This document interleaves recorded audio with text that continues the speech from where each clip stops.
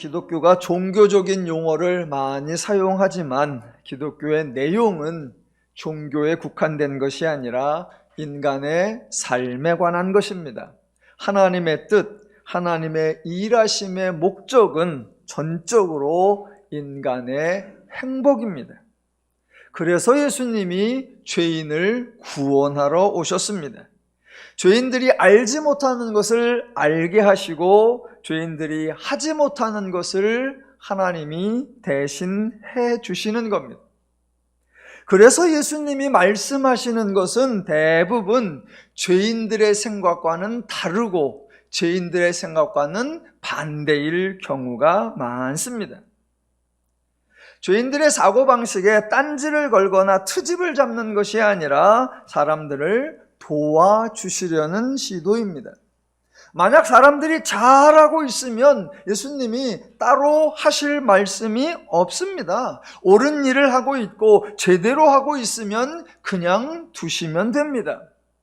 대신 잘못하고 있으면, 틀리게 하고 있으면, 쓸데없는 일을 하고 있으면, 헛수고를 하고 있으면 생각을 바로잡아주고 행동을 바로잡아 주시는 겁니다. 그렇다고 또 예수님이 무조건 정답만, 바른 소리만, 교훈만 말씀하시는 꼰대는 아니십니다. 예수님은 인간과 대화를 하시니까 바른 소리, 교훈, 진리도 대화를 통해 많은 대화적 기법, 많은 수사적 표현 양식이 사용되는 것입니다. 한 2주에 걸쳐서 누가복음 12장 1절로 12절까지를 살펴보았고 그 본문에 3단락이 나누어진다고 했고 매 단락마다 예수님은 말씀하시는 패턴, 즉 먼저 주의나 경고를 주시고 후에 해결에 대하여 선경고 후 해결 그 순서로 말씀을 하신다고 설명했었습니다. 첫 번째 단락 1절로 3절까지 해서 바리새인의 누룩, 곧 외식을 주의하라 라고 하셨습니다. 왜 이런 경고를 하셨을까요? 당시의 사람들은 바리새인들의 교훈을 외식이라고 헛된 것이라고 인식을 했을까요? 그래서 조심해야 한다 그런 마음을 가졌을까요? 아니요. 전혀 의심하지 않았습니다. 단순히 바리새인의 생각이 아니라 유대교의 가르침이었고 더 나아가 하나님의 말씀으로 받아들였기에 의심의 여지가 없었습니다. 틀렸으리라고는 생각하지도 못했고 헛수고나 헛된 열심이라고는 전혀 인식하지 못했습니다. 도리어 더 잘 배워야 하고 더 잘 따라야 한다라고만 생각하고 있었습니다. 그들이 그렇게 생각하고 있었기 때문에 예수님께서는 죄인들의 생각과 다르게 경고의 말씀을 해 주신 것입니다. 두 번째 단락이 4절부터 7절까지인데 그 본문에서는 마땅히 두려워할 자를 언급하셨습니다. 마땅히 두려워해야 할 자, 이 자가 누구인가를 파악하려고 하려면 당시 유대인들의 생각을 참조하시면 도움이 됩니다. 마땅히 두려워할 자를 두려워하고 있었다면 굳이 그를 소개하거나 두려워하라고 3번씩 강조하실 이유가 없습니다. 대신 마땅히 두려워해야 할 자임에도 불구하고 두려워하지 않고 도리어 두려워하지 말아야 할 자를 두려워하고 있다면 바로 잡아 주어야 합니다. 그렇다면 그 당시에 이스라엘 백성들이 하나님을 두려워하고 있었을까요? 두려워하지 않고 있었을까요? 예, 당연히 하나님을 두려워하고 있었습니다. 이미 충분히 과할 정도로 하나님을 두려워하고 있었습니다. 유대교가 하나님의 율법 준수를 강요하였고 율법을 준행하지 못할 경우에 받게 될 하나님의 심판, 징계, 형벌을 하도 강조해서 백성들은 언제나 노심초사하며 불안해하고 하나님에 대한 두려움에 떨면서 살았습니다.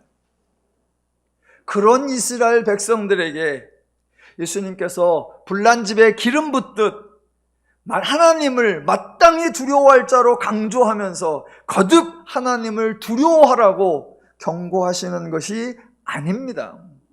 예나 지금이나 사람들은 신 또는 하나님을 두려워하고 있었고 지금도 그렇습니다.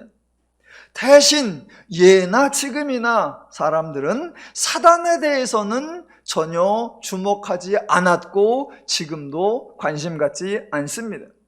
그저 자신이 죄를 범했다, 자신이 악을 행했다, 자신이 잘못했다, 거기에만 집착할 뿐 자신을 지배하고 있고 자신을 종으로 삼아서 자신의 삶을 불행하게 만들고 있는 사단의 존재, 사단의 역할, 사단의 권세에 대해서는 인식도 하지 않고 주의도 하지 않고 당연히 두려워하지도 않고 있습니다.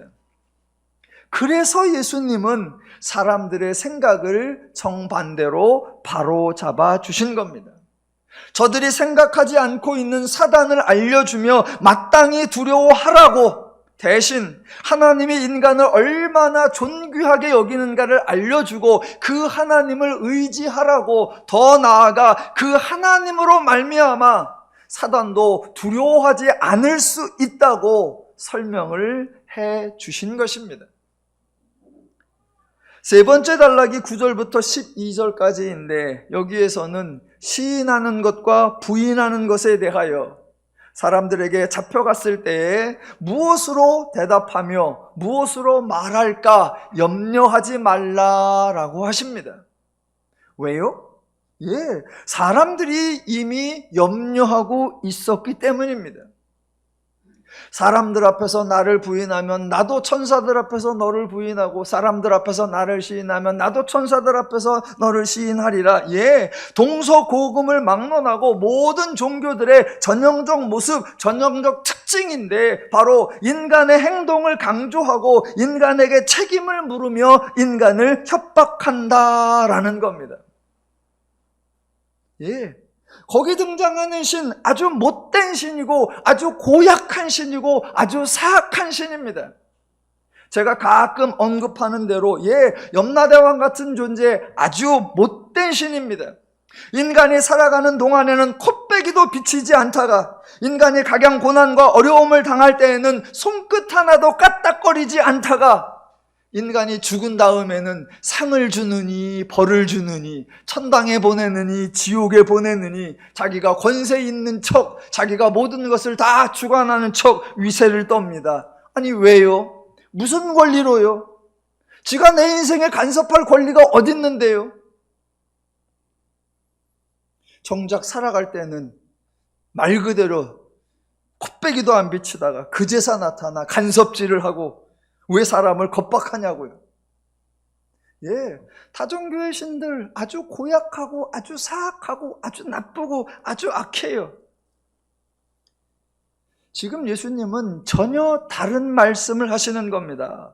너희를 두렵게 하는 자들에게 끌려갔을 때 거기서 무슨 말을 하느냐에 따라 엄청난 후폭풍을 당할 것 같은, 그래서 염려에 사로잡혀 있을 그때에 전혀 염려하지 말라라는 겁니다. 마땅히 할 말을 성령이 곧 그때에 가르쳐 주신다라는 겁니다. 이것을 다른 말로 표현하면 너희가 무슨 말을 하느냐에 따라 결과가 달라지지 않는다라는 겁니다. 인간의 행동을 추궁하지 않고 인간에게 책임을 묻지 않고 인간에게 징계와 형벌을 내리지 않는다라는 선언입니다. 세 개의 단락에서 예수님 말씀은 공통점이 있죠. 하나는 사람들의 인식, 죄인들의 사고방식과 달랐다라는 거고요. 또 하나는 모든 것이 인간을 유익하게 하신다라는 겁니다. 두려워하지 않아도 될 수 있게, 염려하지 않아도 될 수 있게 하신다는 것, 더 나아가 이 모든 것 예수님이 해결해 주신다라는 겁니다. 그래서 예수님의 말씀을 기쁜 소식, 복음이라고 하는 것입니다. 이 말씀을 많은 사람 앞에서 했어요. 1절, 12장 1절. 그동안에 무리 수만 명이 모여, 그러니까 많은 사람이 예수님의 말씀을 들었습니다. 그렇게 예수님의 말씀을 1절부터 12절까지 다 듣고 난 후에 사람들이 예수님 말씀을 이해했을까요? 알아들었을까요? 예수님 말씀을 들은 사람들의 반응, 그 반응 중에 하나를 소개하는데 그게 13절입니다. 13절. 무리 중에 한 사람이 이르되 선생님, 내 형을 명하여 유산을 나와 나누게 하소서입니다. 아주 재밌죠? 재미있을 것 같죠? 예. 아니, 하고 많은 반응 중에 왜 이런 반응이 나왔을까요? 많은 사람이 다양한 반응을 했을 텐데 성경은 왜 이 일을 기록해 놓았을까요? 당연히 성경에 아무 의미 없이 아무거나 기록했을 리는 없습니다. 지금 이 사람이 한 말, 즉 선생님, 내 형을 명하여 유산을 나와 나누게 하소서, 이 말은 예수님이 얼마나 독특한 말씀을 하셨는지, 예수님이 기존의 사고방식과는 얼마나 다른 말씀을 하셨는지, 예수님이 그동안 사람들이 인식하고 판단하고 결정하는 그런 패턴과는 얼마나 구별이 되었었는지 그것을 증명해 주는 사례입니다. 보십시오.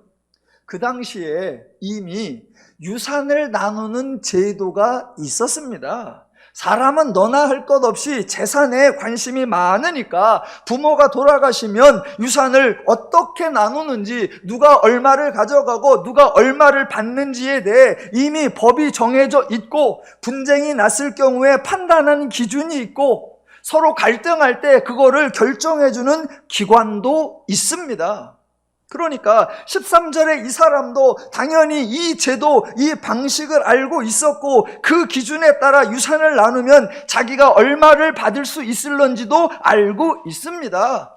계산이 다 나왔어요. 그런데 예수님의 가르침을 딱 듣고 나서는 갑자기 예수님에게 내 형을 명하여 유산을 나와 나누게 하소서라고 부탁을 한 겁니다. 왜요?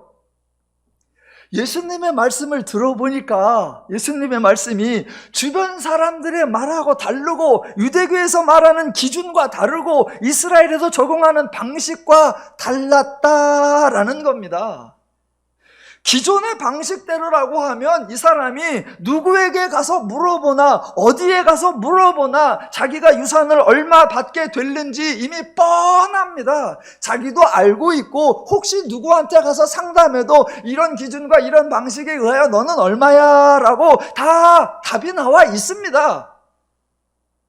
아마 받을 게 많지는 않았던 것 같아요. 그렇게 알고 있고 그렇게 생각하고 있는데 예수님의 말씀을 딱 들어보니까 예수님은 다르더란 말입니다. 기준이 다르고 원리가 다르고 방식이 다르고 패턴이 다르더란 말입니다. 그렇다면 이 예수님이 유산을 나누어 줄 수 있다면 혹시 내가 기존에 받을기로 예상한 것보다는 다르게 더 많이 받을 수도 있지 않을까? 그런 계산이 딱 나온 겁니다. 그래서 예수님이 기준이 되어주셔서, 예수님이 재판관이 되어주셔서 형으로 하여금 재산을 나누게 해주세요. 지금 재산에 관한 얘기가 아니라, 유산에 관한 얘기가 아니라, 예수님의 말씀 하나하나가 기준과 원리와 가치와 방식이 기존의 것과 얼마나 달랐는가, 그것을 이러한 사례로 설명하는 겁니다. 참 이러한 표현 방식이 성경의 위트고 성경의 재치고 성경의 해학이고 성경의 문학적 풍미입니다. 우리가 보면 이런 사람들의 이런 반응은 참으로 어이가 없지요. 예수님은 지금 어마어마한 진리를 계시하고 계시는데 인간의 삶을 송두리째 바꿀 수 있는 엄청난 구원에 대해 설명하고 계신데 예수님이 말씀하신 내용에는 아무 관심이 없고 그저 독특하다는 이유만으로 자기가 조금 더 유산을 더 받아낼 수 있을 것 같다는 그 계산만으로 예수님을 이용해 먹으려고 수작을 부리고 있으니 기가 찼을 겁니다. 그때 예수님이 하시는 말씀이 14절. 이르시되 이 사람아 누가 나를 너희의 재판장이나 물건 나누는 자로 세웠느냐? 이런 건 감정을 빼고 읽어야 여러분이 생각을 하십니다. 제가 막 버럭 성질내는 것처럼 하면 여러분이 오해하시니까 다시 읽을게요. 이르시되 이 사람아 누가 나를 너희의 재판장이나 물건 나누는 자로 세웠느냐 하시고, 지금 예수님의 이 말씀은 하도 어이가 없어서 짜증을 내시는 거 아니고요, 감히 나를 뭘로 보는 거냐라고 호통을 치시는 것도 아니고요, 빈정이 상해서 내가 그따위 일을 할 것 같느냐라고 성질을 내시는 것도 아닙니다. 예수님은 어이없어 하지도 않으시고 기가 막혀 하지도 않으시고 답답해 하지도 않으십니다. 왜요? 예수님은 죄인에 대해서 너무나 잘 알고 계시기 때문입니다. 죄인들의 사고, 죄인들의 인식, 죄인들의 가치, 죄인들의 기준, 죄인들의 원리 다 알고 계시기 때문에 죄인들이 복음을 이해하지 못하는 것, 죄인들이 하나님의 기준과 가치와 방식을 이해하지 못하는 것, 충분히 알고 계십니다.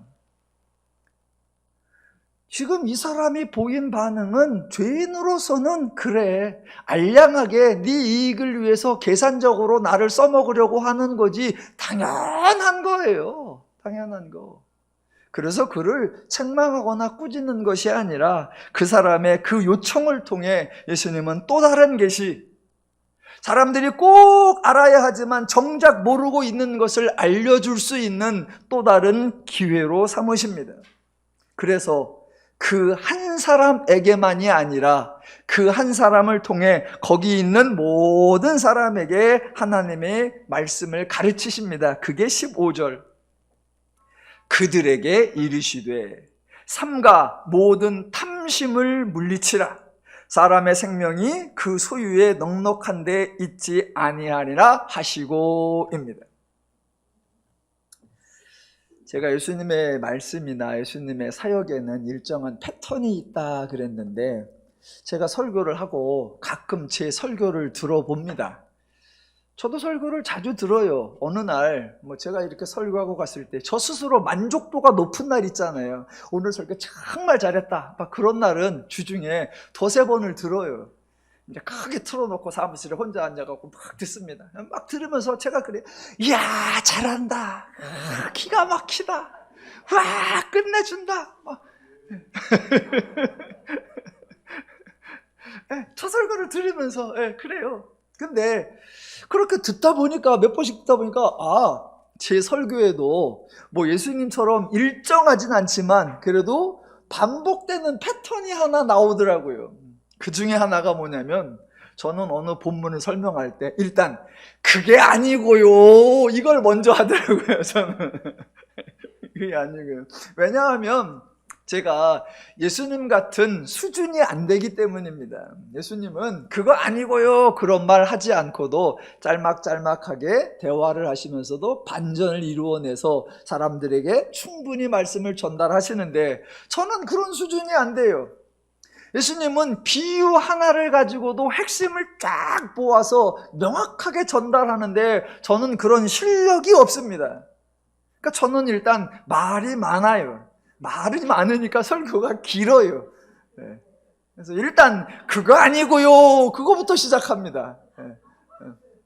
제가 설교를 짧아지기를 기대하신다면 제가 예수님 닮기를 기대하시면 됩니다. 그래서 15절에서도 자, 그게 아니고요 한번 또 하고 가겠습니다. 예수님께서 15절에 삼가 모든 탐심을 물리치라 라고 말씀하셨는데, 이거는 우리로 하여금 탐심을 물리치라 라는 명령도 아니고요, 너희가 탐심을 물리쳐야 한다 지시 아니고요, 탐심을 물리쳤으면 좋겠다 권면 아니고요, 조언 아닙니다. 물론 예수님이 삼가 모든 탐심을 물리치라 라고 말씀하셨어요.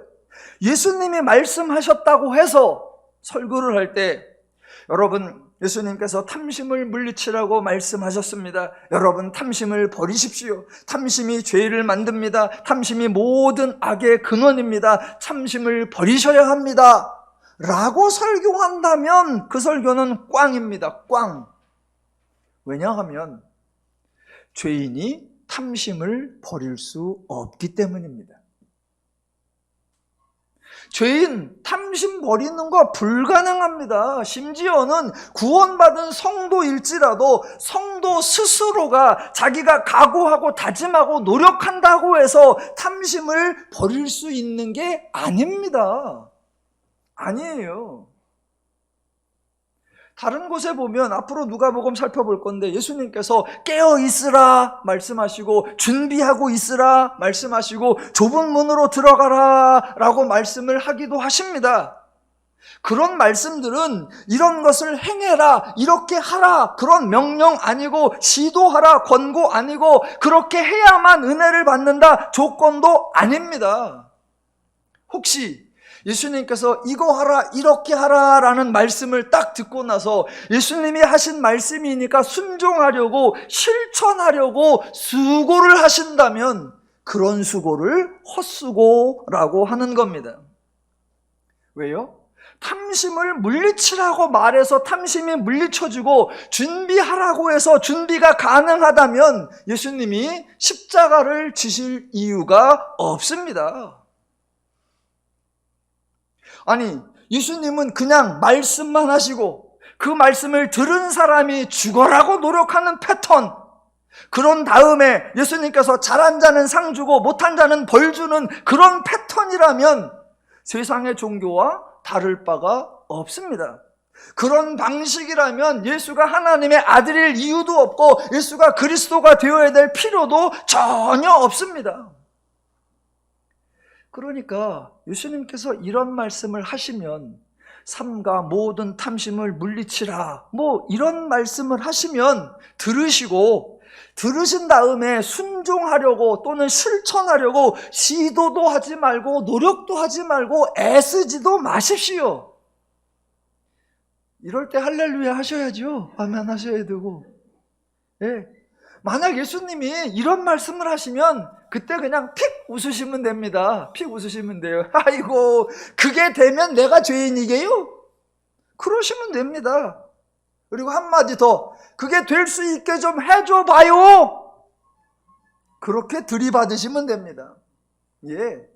해결은 우리가 하는 것이 아니라 예수님이 해 주시는 것입니다. 15절에서 중요한 것은 삼가 모든 탐심을 물리치라, 그게 아니고 그 다음에 나오는 말씀입니다. 사람의 생명이 그 소유에 넉넉한데 있지 아니하리라 입니다. 이 구절을 근거로 유명한 책 제목, 소유냐 존재냐, 그런 질문을 던졌는데, 그럴 수 있습니다. 앞에 13절에서 어떤 사람이 예수님에게 형을 명하여 유산을 나누게 해달라고 한 다음에 등장하니까, 지금 이 사람을 포함한 모든 사람에게 탐심을 물리치라 라고 하니까, 소유가 중요한 것이 아니다, 그런 말씀을 하시는 거냐? 아니요. 예수님이 강조하시는 것은 사람의 생명입니다. 정작 중요한 거, 가장 신경 써야 할 거, 언제나 집중해야 할 것이 있는데 그게 사람의 생명이다라는 것입니다. 그것을 예수님께서 비유로 한 번 더 다르게 표현하십니다. 제가 비유 전체를 한번 읽어볼게요. 16절부터 21절까지.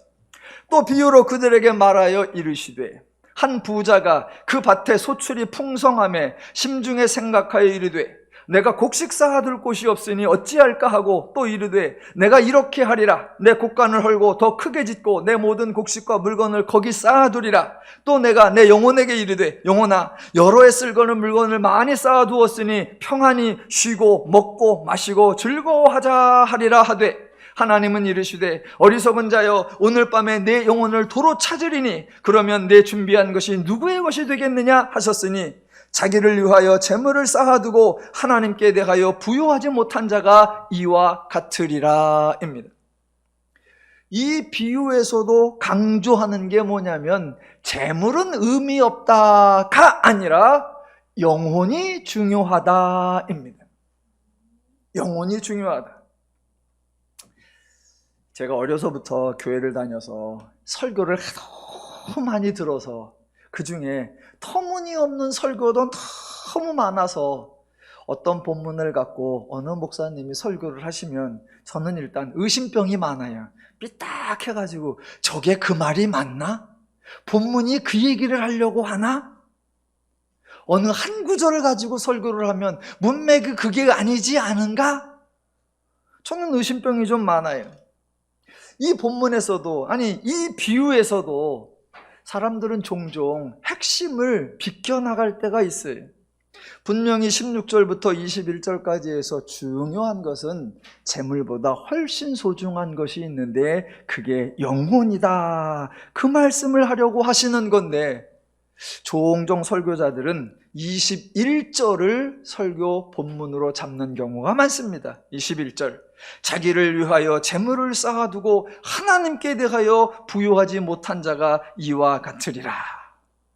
이 말씀을 읽어놓고는 곧 이어서 뭐합니까? 자기를 위하여 보물을 쌓아두지 말고 하나님께 재물을 쌓으십시오. 드디어 헌금 강조가 시작되죠. 만약 그렇게 이어진다면 엉뚱한 소리입니다. 21절은 헌금하라는 소리가 아니고요, 재물을 하늘에 쌓으라는 소리도 아닙니다. 아니, 예수님이 앞에서 기껏 삼가 모든 탐심을 물리치라라고 하셨는데 뒤에서 하나님의 탐심을 가지시면 됩니까? 기껏 사람의 생명이 소유에 넉넉하지 있다는데 있지 않다고 하셨는데 하나님이 헌금 많이 하는 사람은 살려두고 헌금 적게 하는 사람의 영혼은 당장에 도로 찾아가면 하나님도 소유 따라 재물 따라 행동하시는데 그게 말이 됩니까? 아니면 자기 재물을 많이 갖고 있는 자, 그 사람을 싹 데려가면 하나님은 인간이 좀 넉넉한 그 꼴을 못 보십니까? 그렇게 고약하십니까? 그런 고약한 짓은 이방의 신들, 양아치 신들이나 하는 짓입니다. 우리 하나님은 결코 그런 분이 아니십니다. 지금 15절이나 16절 이하의 비유에서나 강조점은 소유, 재물, 그거는 덜 중요하다, 그게 아니라 사람의 생명이 중요하고 사람의 영혼이 소중하다라는 겁니다. 혹시 21절을 가지고 설교, 헌금 설교를 강조하시는 분이라면 거기서 끝나지 않고 아마 그 뒤에 나오는 33절도 읽으실 겁니다. 읽어보면 이렇게 나오죠. 너희 소유를 팔아 구제하여 낡아지지 아니하는 배낭을 만들라. 곧 하늘에 둔 바 다함이 없는 보물이니 거기는 도둑도 가까이 하는 일이 없고 좀도 먹는 일이 없느니라. 읽어놓고는 또 이렇게 얘기하죠. 여러분, 하나님께 대하여 부유하십시오. 재물을 하늘에 쌓으십시오. 하도 강력하게 설교를 해서 성도된 여러분이 거절할 수가 없다면, 그래서 헌금을 해야 하신다면 정말로 여러분에게 부탁드리는데 하나님께 대하여 부유하시고 재물을 하늘에 쌓으시기 바랍니다. 목사님에 대하여 부요하지 마시고 하나님께 부요하시고 재물을 교회에 쌓아두지 마시고 하늘에 쌓아두시기 바랍니다.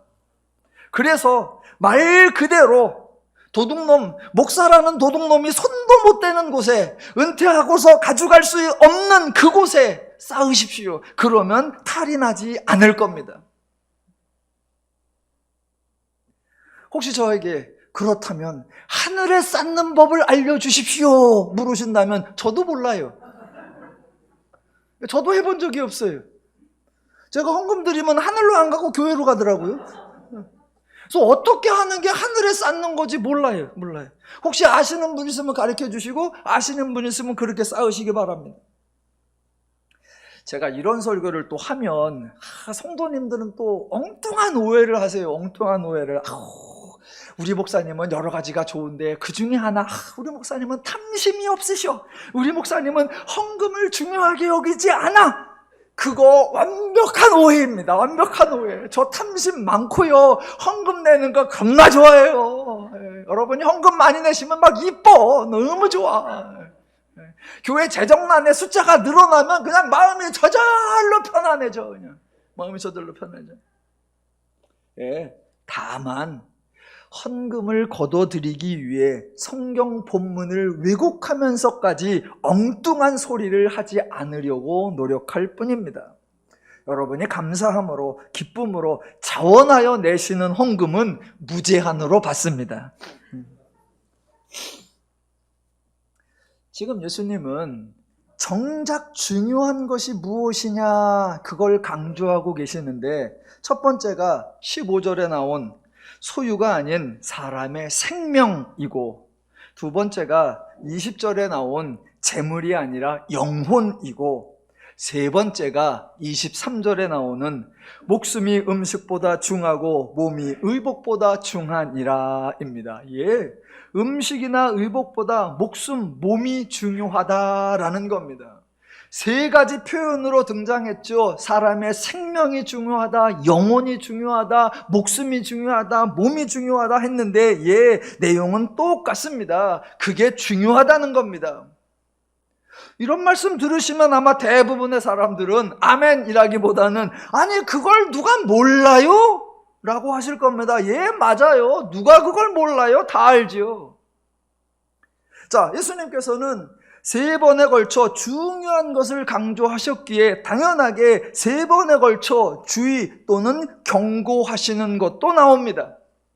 그거 첫 번째가 15절에 나오는 삼가 모든 탐심을 물리쳐라 였고요. 두 번째가 22절, 또 제자들에게 이르시되 그러므로 내가 너희에게 이르노니 너희 목숨을 위하여 무엇을 먹을까, 몸을 위하여 무엇을 입을까 염려하지 말라 이고요. 세 번째가 29절, 너희는 무엇을 먹을까 무엇을 마실까 하여 구하지 말며 근심하지도 말라입니다. 이번에도 세 가지 경고가 나오는데 표현은 다르지만 모두 같은 내용, 동일한 의미입니다. 삼가 모든 탐심을 물리치라, 염려하지 말라, 근심하지 말라입니다. 그러니까 먼저 중요한 것을 말씀하시고 나서 그 다음에는 중요하지 않은 거, 아니 덜 중요한 거, 그런 것 때문에 염려하지 말라, 근심하지 말라라는 말씀입니다. 그런데 여러분, 중요한 것은 염려가 되고 중요한 것은 근심이 되고 덜 중요한 거나 사소한 거는 염려가 안 됩니까? 하찮은 거라고 근심이 안 되십니까? 본질적으로, 더 근본적으로 가봅시다. 자, 염려하지 말라, 근심하지 말라라고 하시는데, 아니 세상에 탐심을 하고 싶어서 하는 사람이 어디 있고, 염려를 작정하고 하는 사람이 어디 있고, 근심을 의도적으로 마음먹고 하는 사람이 어디 있습니까? 그런 사람 없습니다. 저나 여러분이나 때때로 염려도 하시고 근심도 하실 텐데 왜 염려를 하시죠? 왜 근심을 하시죠? 아주 간단합니다. 염려를 하는 이유, 염려가 돼. 근심을 하는 이유, 근심이 되더라는 겁니다. 근심이 돼요. 염려나 근심은 내가 의도적으로 하는 것이 아니라, 내가 전혀 의도하지 않아도, 내가 작정하지 않아도, 내가 마음먹지 않아도, 심지어는 안 하겠다고, 다시는 하지 않겠다고 다짐하고 각오해도 저절로 됩니다. 저절로 돼요. 어제 저녁에 제가 염려가 됐어요. 아차, 운영회를 안 하고 나 혼자 했구나. 염려가 저절로 막 돼. 저절로 막 돼.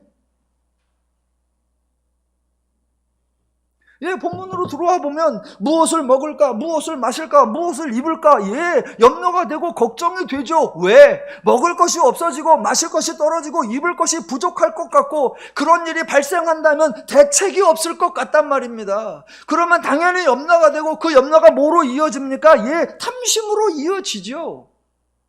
염려, 근심, 탐심, 예, 한 세트입니다. 한 세트. 세상에 욕심내는 사람은 없어요. 없어요. 아이고, 이만큼이나 가지면서도 또 욕심을 내냐? 욕심이 아니에요. 이만큼 가진 게 부족해 보여. 이만큼 갖고는 안 될 것 같아. 염려되고 근심이 되는 거예요. 그러니까 또 하는 거예요. 염려, 근심, 탐심은 한 세트예요. 무엇인가 부족하다고 느껴지면, 대책이 없다고 생각되면 당연히 염려와 근심이 생기고 자동적으로 탐심으로 이어지게 되어 있습니다. 염려하지 말라, 근심하지 말라고요? 여러분, 세상 어디에도 염려하라, 근심하라 이렇게 말하는 사람은 없습니다. 그럼 지금 예수님은 누구나 다 하는 뻔한 말씀입니까? 예. 그 뻔한 말씀 중에 하나가 25, 26절입니다. 물론 뻔한 말씀이 아니라는 반전을 할 거니까 기대하시고, 예수님이 누구나 다 하는 뻔한 말씀을 하세요. 그게 25, 26절이에요. 읽어볼게요. 또 너희 중에 누가 염려함으로 그 키를 한 자라도 더할 수 있느냐? 그런즉 가장 작은 일도 하지 못하면서 어찌 다른 일들을 염려하느냐? 예, 무슨 말씀인지 알겠습니다. 염려는 그저 불안함이요 두려움이고 걱정일 뿐, 염려가 무슨 역할을 하지 못하고, 염려가 당연히 어떤 변화도 어떤 결과도 어떤 가장 작은 일도 이루어낼 수 없다라는 겁니다. 맞아요. 그러므로 염려는 의미 없고 쓸데가 없고 효과가 없다. 예, 맞습니다. 예, 맞습니다. 누가 모르냐고요. 이런 말은 어떤 사람이 말하든 심지어는 예수님이 말씀하시든 누가 말하냐에 상관없이 듣고 나면 위로가 되는 게 아니라 성질이 납니다. 성질이 나요. 왜? 이런 말 자체가 아무 의미 없고 아무 효과가 없고 아무 도움이 되지 않는 말이기 때문입니다. 아니, 염려로 키를 못 키운다는 거 누가 몰라? 나도 염려 안 하고 싶어. 나도 근심하는 내가 싫어.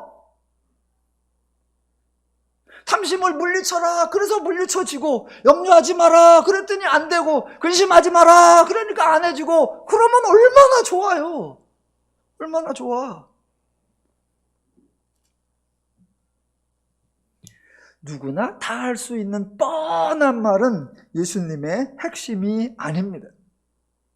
예수님의 말씀의 특징, 세상에 어떤 존재가 어떤 말을 하든 그 모든 말과 예수님의 말씀이 비교가 되는 특징이 있지요. 그 특징이 무엇입니까?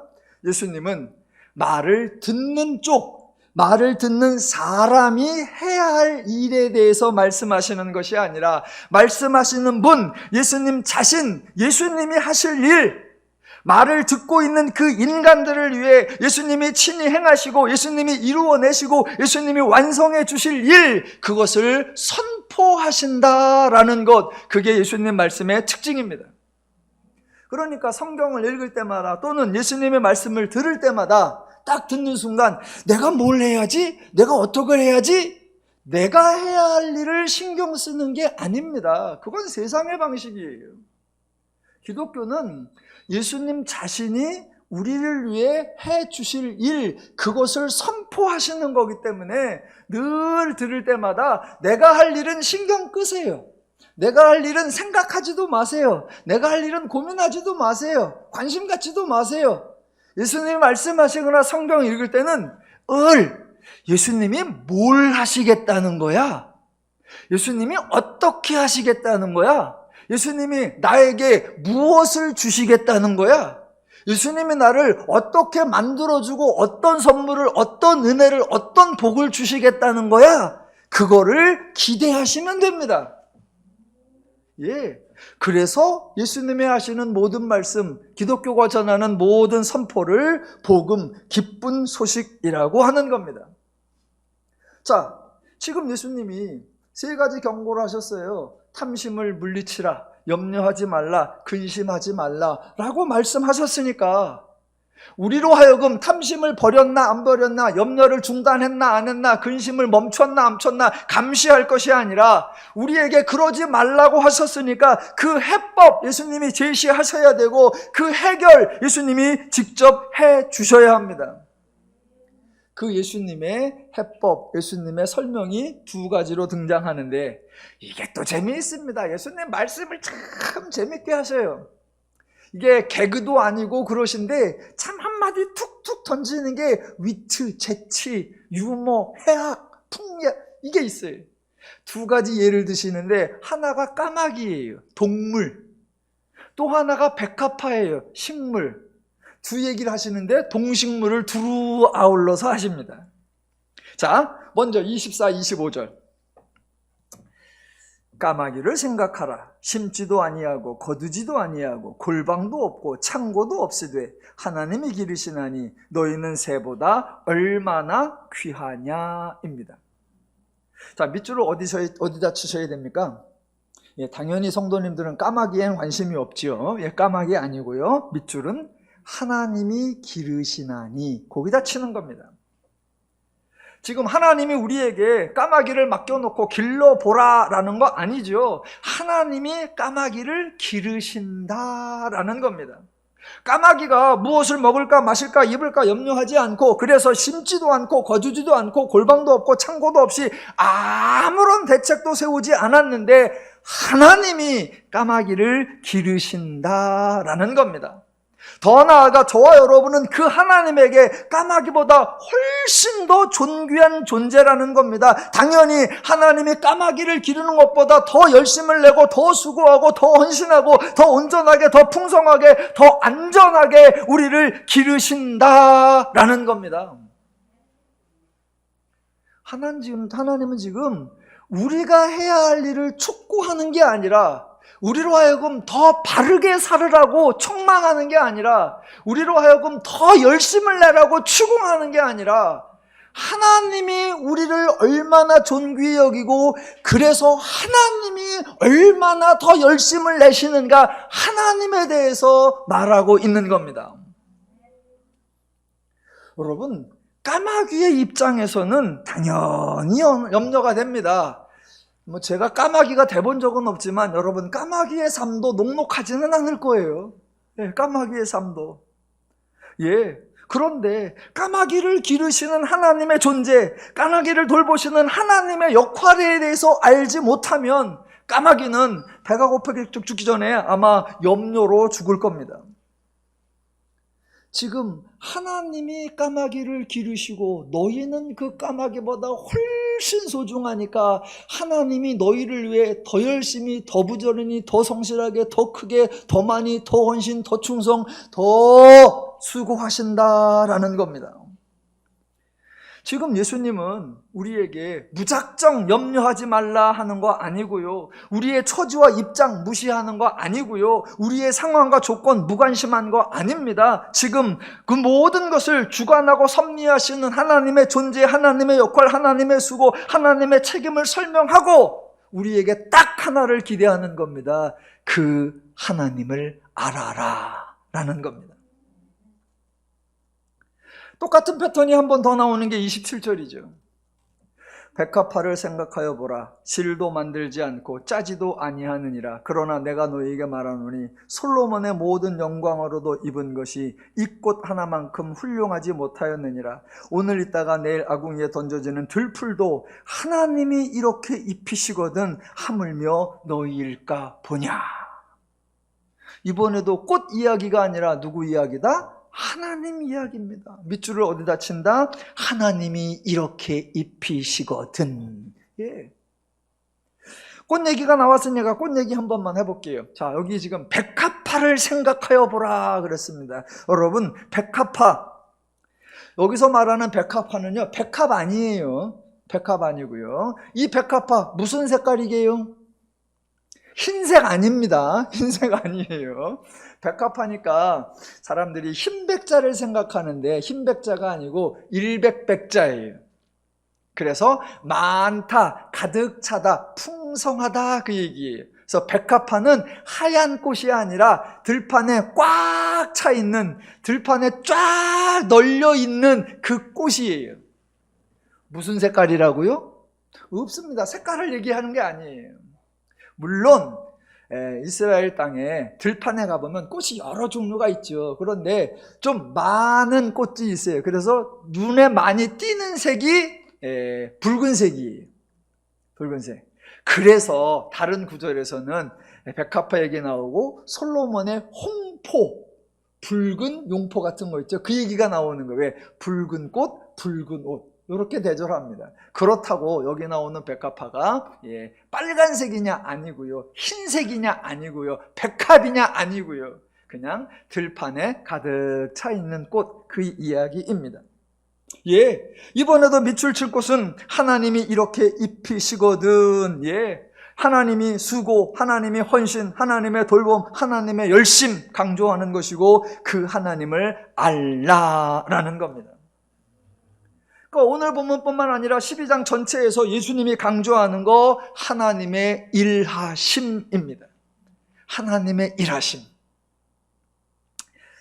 지난주에 요새 교회에 젊은이들이 없다 그랬는데, 많이 떠나간다 그랬는데, 젊은이들이 성경을 바라보고 궁금해하는 거, 요새 말하는 MZ세대, 성경을 가지고 기독교에서 말하는 것들에 대한 그들의 반응이 재미있어요. 예를 들면 이런 거예요.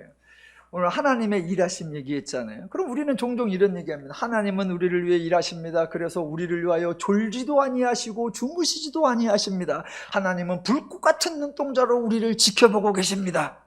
이래요. 그럼 우리는 와 감사하다 이러잖아요. 근데 애들은 안 그래요. 하나님은 졸지도 아니하시고 주무시지도 아니하십니다. 그랬더니 하는 소리가 하나님 일 중독이세요?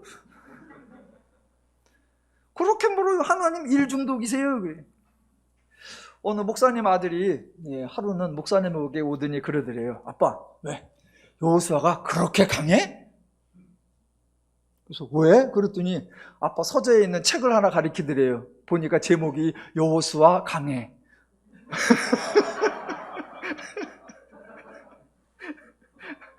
그걸 보고 애가 와가지고 아빠, 여호수아가 그렇게 강해? 하루는 어느 집사님이 애가 학생인데 교회를 안 나와요. 그러니까 하루 이제 좀 어떻게든 교회를 데리고 나오게 하려고 수련회라는 데를 이제 데리고 갔어요. 그래갖고 한번 좀 가서 경험해봐라. 그러니까 애가 처음 교회 가는데 수련회를 따라가면, 수련회니까 강당 같은 데 모아놓고 가서 이렇게 앉아있는데 목사님이 나오더니 우리 다 함께 오늘 은혜 받도록 기도합시다. 통성으로 기도합시다. 그러니까 다 같이 막 사방에서 쫙 한단 말입니다. 그러니까 애가 깜짝 놀랐어. 그걸 보고. 그래도 조금 이따 엄마를 툭툭 치면서 엄마 저거 랩이야? 그랬대요. 우리가 우리네 표현들을 이 아이들에게 맞춰서 참 잘 전달하는 그런 것들 좀 개발을 해야 될 것 같아요. 지금 예수님이 강조하는 게 뭐냐? 하나님의 일하심입니다. 하나님의 일하심은 그저 하나님이 일 중독이라는 의미 아니고요, 하나님이 스스로 편히 쉬지 못하는 자기를 달달 볶는 성격이라는 의미 아니고요, 전적으로 인간을 위해 일하신다라는 겁니다. 그래서 지금 예수님은 하나님의 일하심을 강조함과 동시에 하나님에게 인간이 얼마나 소중한가 그거를 반복해서 말씀하시는 거예요. 그게 앞에 나왔던 직접적으로 표현한 것이 세 가지. 15절에 사람의 생명이 소중하다, 20절에 영혼이 소중하다, 23절에 목숨과 몸이 소중하다라고 하셨고, 그거를 비교적으로 표현하신다면 7절 너희는 많은 참새보다 귀하니라, 24절 너희는 새보다 얼마나 더 귀하냐, 28절 하물며 너희일까 보냐입니다. 이 말씀은 너희의 생명이 소중해, 너희의 영혼이 소중해, 너희의 목숨이 중요해, 그러니까 몸 관리 잘하고 그러니까 제대로 살아, 그 얘기를 하려는 것이 아니라, 그러니까 하나님은 너희 사람의 생명을 소중하게 여기시고, 하나님은 너희 영혼을 소중하게 여기시고, 하나님은 너희의 목숨과 몸을 소중히 여기시고, 참새도 기르시는, 백합화도 기르시는 그 하나님에게 너희는 그보다 10배, 100배 소중한 존재니까 하나님이 너희를 얼마나 소중히 여기고, 하나님이 너희를 위하여 얼마나 애를 쓰시고, 하나님이 너를 위하여 얼마나 수고하시겠느냐, 그 하나님의 수고, 피시고 그 하나님의 일하심을 강조하는 겁니다. 이게 기독교예요. 이게 기독교. 중요한 거 알아서 중요한 거 잘해. 우선순위 잘 따져갖고 소중한 것부터 지번관리 잘해. 아니요. 그들에게 깨우쳐주는 것보다 더 중요한 거, 하나님이 너희를 얼마나 소중히 여기는가, 하나님에게 있어 인간의 가치를 설명하고 그 인간을 위해 하나님이 애쓰시는 그 하나님의 수고, 그거를 설명하는 거예요. 하나님이 너희를 기르시고 하나님이 너희를 입히시고 하나님이 너희를 책임지시고 하나님이 너희를 위해 모든 것을 기꺼이 다 내어주시는 분이다 라는 겁니다. 이미 2번이나 하나님이 기르시나니 하나님이 입히시거든 강조했음에도 불구하고 또 추가적으로 한 번 더 말씀하시는 것이 30절입니다. 30절. 이 모든 것은 세상 백성들이 구하는 것이라 너희 아버지께서는 이런 것이 너희에게 있어야 할 것을 아시느니라 입니다. 여기서 말하는 세상 백성은 모든 사람입니다. 하나님의 존재, 하나님의 역할, 하나님의 일하심, 하나님의 책임을 모르는 모든 사람들, 하나님을 모르기 때문에 세상의 모든 사람이 무엇을 마실까, 무엇을 먹을까 염려하고 근심하고 구하고 탐심을 냅니다. 그런데 예수님의 말씀은 탐심을 물리치라, 염려하지 말라, 근심하지 말라, 구하지 말라 였습니다. 그런 거 하지 말라가 아니에요. 그런 말씀을 하셨는데 너희가 이제부터 그것을 중단하라 아닙니다. 너희의 태도 바꾸고 너희의 자세 바꾸고 너희의 변화 스스로 이루어내라 요구하는 거 아니에요. 예수님의 중요한 선언이 30절에 뭐예요?